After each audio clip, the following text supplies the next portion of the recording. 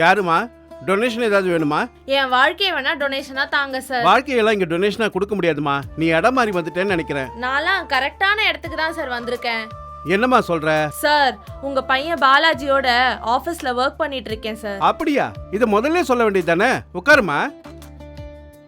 Coffee ஏதாவது சாப்பிடுறியா? அதெல்லாம் வேணாம் சார்.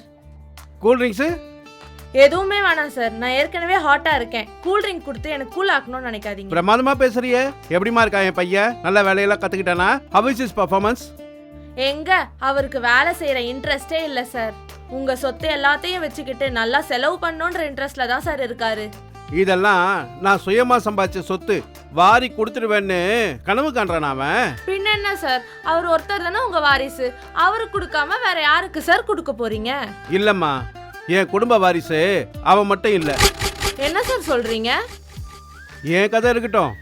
என்னமோ வாழ்க்கையை டொனேஷனா கேட்கறேன்னு கேட்டு உள்ள வந்தியே, அந்த கதையை சொல்லு. சார் பாலாஜி தான் சார் அவரோட காதல முதல்ல என்கிட்ட சொன்னாரு. என்னது? பாலாஜி லவ் பண்றானா? பரவாயில்லையே. இதையாவது ஒழுங்கா பண்ணுவானா? அத தான் சார் சொல்ல வந்தேன். என்ன சொல்ல வந்த? அவரு ஒரு வாரமா ஆபீஸ்க்கு வரதில்ல. நான் ஃபோன் பண்ணாலும் எடுக்கிறது இல்ல. ஏன் என்ன அவாய்ட் பண்றாருனே தெரியல.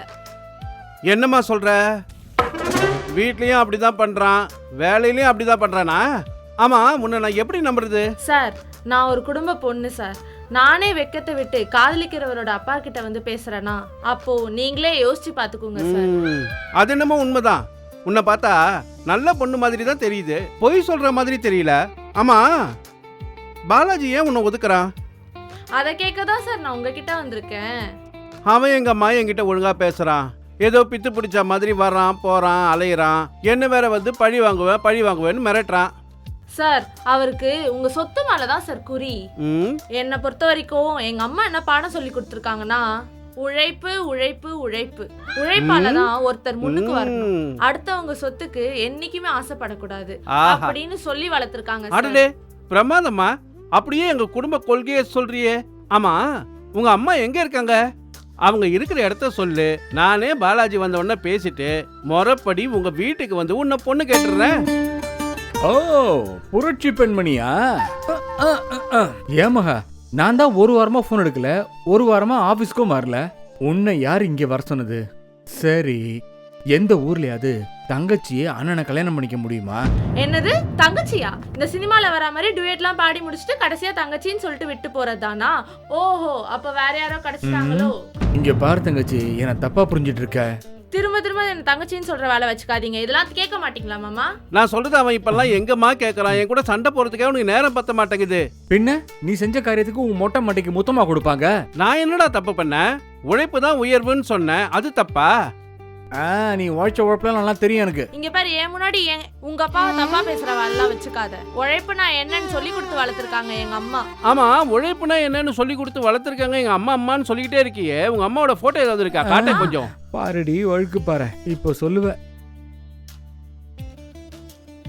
இவங்க தான் எங்க அம்மா.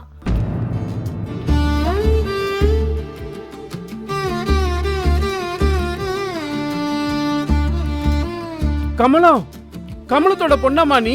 ஆமா, எங்க அம்மா உங்களுக்கு தெரியுமா? இப்ப தெரியுதா நான் ஏன் இவ்வளவு தங்கச்சின்னு சொன்னேன்னு? டேய் மடையா, கமலத்தை யாருன்னு நினைச்ச நீ? என் கூட பிறந்த அக்காடா. அக்காவா? ஆமாண்டா. அப்போ இவ எனக்கு அத்தை பொண்ணா? ஆமாண்டா. ஐயோ, இது தெரியாம போச்சே. இது தெரியாம தான் இவ்வளவு நாளா பித்து பிடிச்ச மாதிரி அலைஞ்சிட்டு இருந்தியா?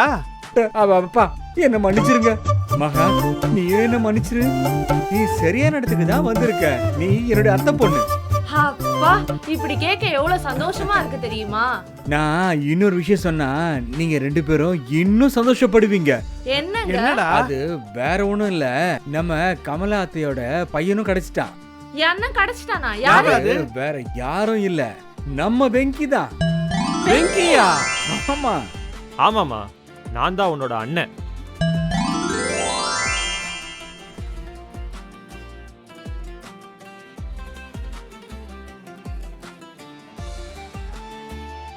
என்ன ஆசீர்வாதம் பண்ணுங்க மாமா.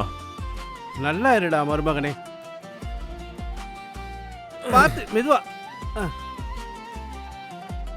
டேய், இவன் தான் கமலாத்தையோட பையன், நீ எப்படிதான் கண்டுபிடிச்ச?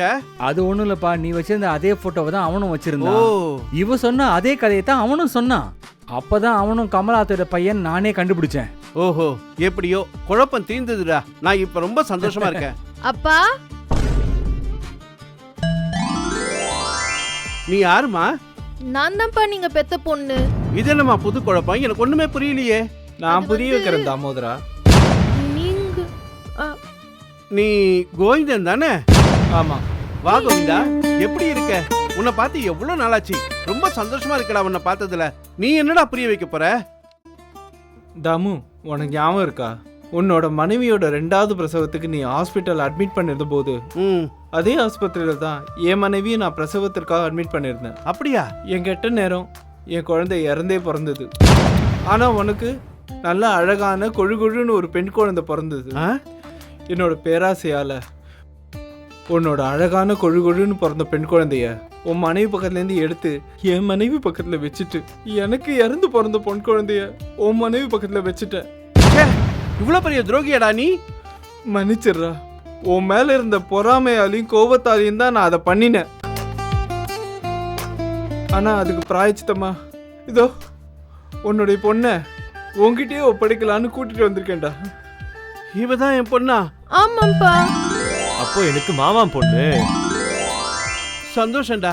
பாத்தியா, உழைப்பால எனக்கு என்னென்னலாம் கிடைச்சிருக்குன்னு. உழைப்பால உனக்கு உயர்வு கிடைச்சிருக்கா, உறவு கிடைச்சிருக்கா? உழைப்பால எல்லாமே கிடைச்சிருக்குடா எனக்கு.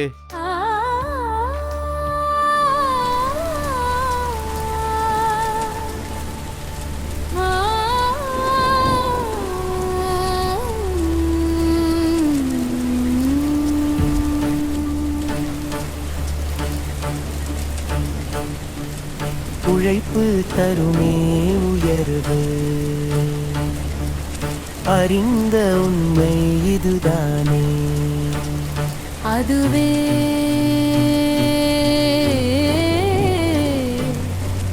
தருமே உறவுகளை அறிவோம் இப்போதே. சுலப செல்வம் சென்றிடுமே சொல்லாமல், கடின உழைப்பு செல்வம் நின்றிடுமே என்னாலும் உழைப்பின் மகிழ்ச்சி